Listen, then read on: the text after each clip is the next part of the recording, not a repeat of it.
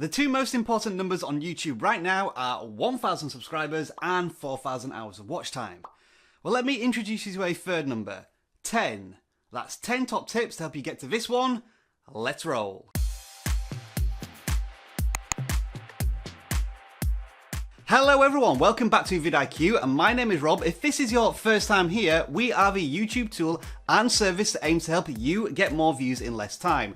Our tool is of course free to download, a link is in the description, and while you're at it, subscribe to our channel and click on the notification bell to make sure you don't miss any of our content. The YouTube Partner Program or monetization on your channel. The rules have changed recently. Now you need 1,000 subscribers, 4,000 hours of watch time. We've already done a detailed video on 10 tips to get to 1,000 subscribers, so if you haven't already watched that one, click right here, right now. If you have already got 1,000 subscribers, good job. Now let's move on to 4,000 hours of watch time. It may seem daunting, but the first thing you need to look at when trying to achieve this goal is perspective. There's two ways of looking at this. You can make the numbers that sound daunting or manageable. 4,000 hours of watch time, it's 240,000 minutes or 166 days of people watching your videos.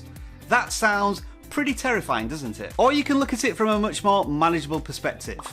4,000 hours is 240,000 minutes of watch time. Divide that by 12, as you need that watch time over 12 months. That becomes 20,000 minutes. Now you need 1,000 subscribers, so let's say 1,000 people watch your videos on a regular basis. That means you need 1,000 people to watch 20 minutes of your content a month, or less than 1 minute of your content each day from those 1,000 people to reach your goals. So don't make things harder than what they appear. Break it down into manageable chunks. And a special mention to Kids vs Dad Gaming, who introduced me to this mathematical concept. So on the one hand, if we have perspective, on the other hand, what we need is patience. Rome wasn't built in a day. Your YouTube channel is not going to be built in 3 or 4 weeks. You have 12 months to reach these requirements. And once you do meet these targets, YouTube is not going to immediately monetize your content the day after. You'll have to go through a review process. So if you're always chasing these things that are in control of another entity, you're going to continually frustrate yourself. Now what's much less frustrating is our real-time stats bar that sits at the top of all YouTube pages when you install our vidIQ Chrome extension. It tracks your progress to 4,000 hours of watch time over 12 months with a breakdown graph and a progress bar if you mouse over the statistics. When you hit the 4,000 hours requirement, the metric turns from amber to green. For more information on this tool, click on the card on screen now. Okay, now for some practical tips about being a YouTuber and getting those 4,000 hours of watch time. YouTube is often about differentiating yourself from the crowd. Doing something different but familiar. I know that may sound odd, but the chances are if you just have a simple idea about doing gaming videos or beauty videos or vlogging videos, the chances are it's already been done. You need to personalize it. Take control of your own content. Find a particular niche. Be the best YouTuber that you can be for your content to deliver a valuable message to your audience. Take this as an example. Brick Built Replicas has 8,000 subscribers and 800,000 video views. The channel is about recreating life-size functional LEGO replicas of iconic video game weapons from games such as Counter-Strike and Call of Duty. Now these two topics, LEGO and gaming, are highly saturated markets on YouTube. But look what happens when you mesh the two together. You create something unique, something eye-catching. You may be familiar with both LEGO and video games, but you've never seen them used in this way. As a fan of both, it makes me want to click on the videos and watch what they're all about. Now there was no overnight success for this channel. The video creator has painstakingly been making these videos for a couple of years now, but slowly interest has built and finally he's had a couple of breakthrough videos which have brought in hundreds of thousands of views.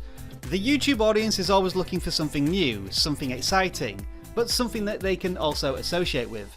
The question is, can you deliver such a thing? Now if you're not comfortable with creating new ideas, you can chase trending or current ideas. But if you're a small channel, you've got to be strategic about this. Let's say you bought an iPhone 10 when it was first released. If you're a small channel, do you really think you can compete with the larger tech channels when it comes to unboxings, reviews, general guidance on how to use a device? You're going to get swamped by all the other larger tech channels. So you may want to concentrate on one particular feature on the device which you can really dominate with unique content, such as looking at animojis. When I was a very small tech YouTubing channel, I spent years trying to find a niche. And when I finally discovered one, I decided to put all of my efforts into it and eventually dominated it. Try searching for iPhone screen recorder and you may see a familiar face. For the full story on that, click right here.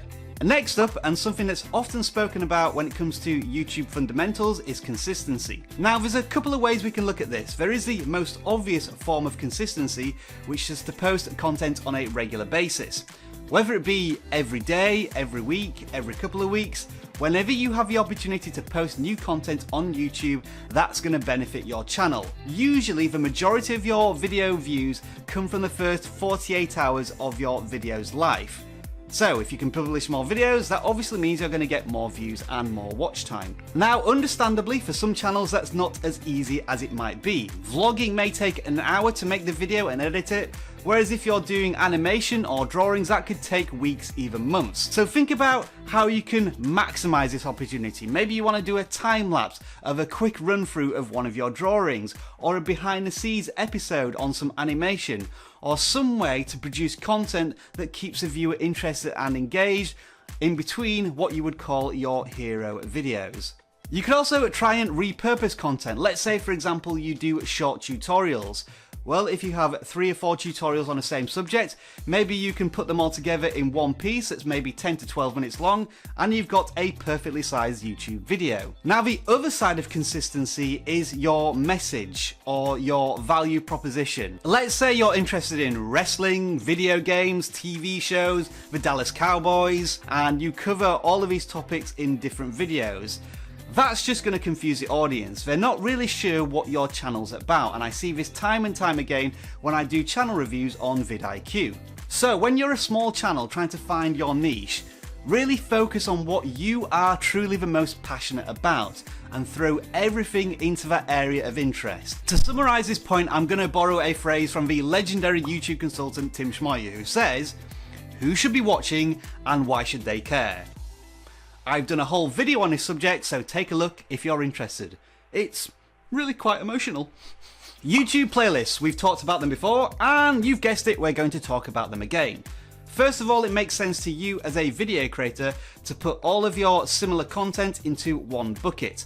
But for the viewer, when they click on a link to take them to a video playlist, if they enjoy one video, it will autoplay onto the next video from your channel, so that's more watch time for you. When you have good content in good playlists, that really ramps up what we might call session watch time. The viewer is in your mini ecosystem in YouTube, and on average, audience retention is higher when viewers watch videos from playlists because they're more invested in your content. If you haven't already tried live streams on YouTube, you should at least give it one try. From a purely mathematical, economical point of view, if you get 40 people to watch 1 hour of a live stream, that's 40 hours, 1% of the way to your watch time goal. Now, yes, they can be daunting, and if you want to get a technical setup like this, it does take a little bit of time.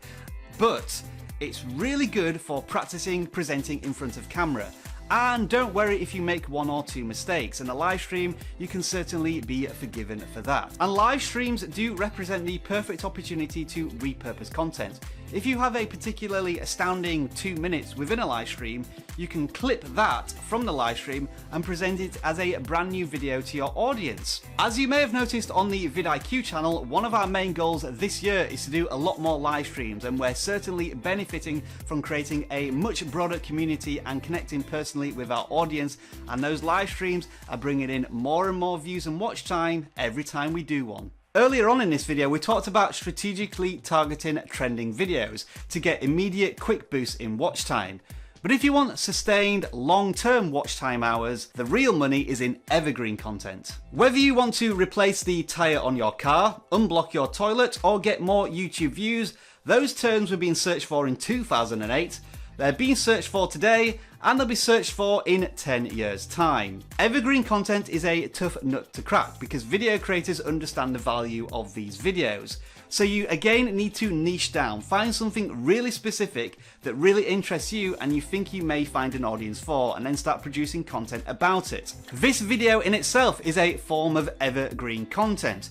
We think that YouTubers are going to be searching for the term how to get 4,000 hours of watch time for however long YouTube keep these new requirements in place. Hopefully, if we're successful with this video, it will rise to the top of the search terms on YouTube and people will be frequently visiting this content on a regular basis. And finally, when you put all of these techniques and strategies together and you're hustling through the YouTube world making video after video, keep a close eye on how they perform. When you see particular videos on particular topics, or when you use a different style, or whether you do live streams, double down on that content. YouTube is telling you what content it wants to see from you to deliver to an audience, and there should be no reason for you to dismiss it. Here at vidIQ, we practice what we preach, so this is a classic example. The YouTube changes to monetization have been a big story, and we've covered it a lot. And every time we do, we notice more people joining in the conversation, a bigger audience watching our content. So we've doubled down, more content, providing you with more tools. And these are the results. 80% increase in watch time, 250,000 minutes. We've met those requirements. And so can you, with these 10 top tips to help you get to 4,000 hours of watch time. And as a bonus tip, try list videos yourselves. These small, bite-sized pieces of information contained within longer videos really do help with watch time.